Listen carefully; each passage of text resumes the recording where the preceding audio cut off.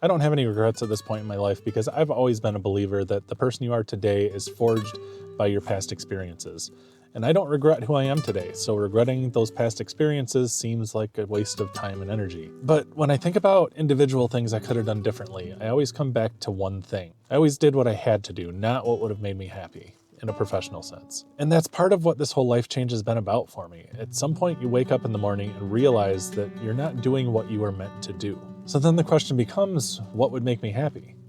What would make me wake up every day knowing that what I'm about to do would result in a feeling of satisfaction at the end of the day? And that's something we all struggle with, right? I feel like so many times we just accept the circumstance we're in because we don't have any other choice. At least that's how it seems. And even now, a year into my journey, I still don't have a really crystal clear answer to that question, but I know that it isn't what I had been doing, and that's a hell of a good start. Because once you decide that what you've been doing hasn't been working for you, you can start dissecting the entire situation and figure out the components that are making you unhappy. Or on the inverse, you can really hone in on the aspects of your life that you enjoy and figure out if that's an avenue towards success through happiness. For example, I always loved cooking. At some point in my life, I could have seen myself being a chef, and in some ways I could still see that. But to me, that's something I want to do after I've already reached a certain level of success, because I would want that to be purely a passion project. Because everything's about risk assessment, right? And something like 9 out of 10 restaurants fail.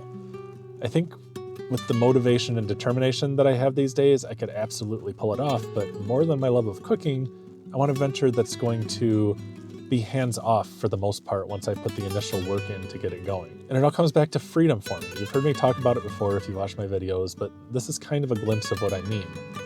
Once I have the stability of a business that's running itself, then I can take my time to do things that I'm truly passionate about. Not that I'm going to make a throwaway business that's going to make me miserable in the meantime either, but making a restaurant as my first main venture just doesn't make sense for the type of goals that I have. It's funny too, because making a restaurant is something that I'd always wanted to do, but I convinced myself that it just wasn't viable. Even that if I did something I liked for a living, I would come to hate doing it. But I realize now how ridiculous that is, and that's why it's somewhat of a long-term goal. It's funny the kind of things we convince ourselves of in an effort to maintain a status quo that means no growth in a life of servitude or debt. So my message today is just to do what makes you happy. And it sounds like such a simple thing on the surface, but I'm talking about true happiness.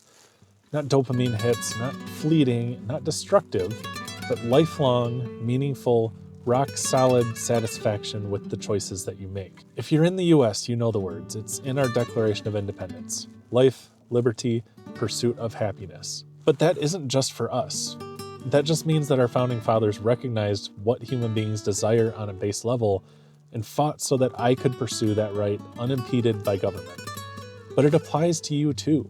Whoever you are, wherever you are, whether or not your government recognizes, you have the right to pursue happiness. Reflect on your life, but don't regret it. Figure out what will fulfill you, because that's the hard part.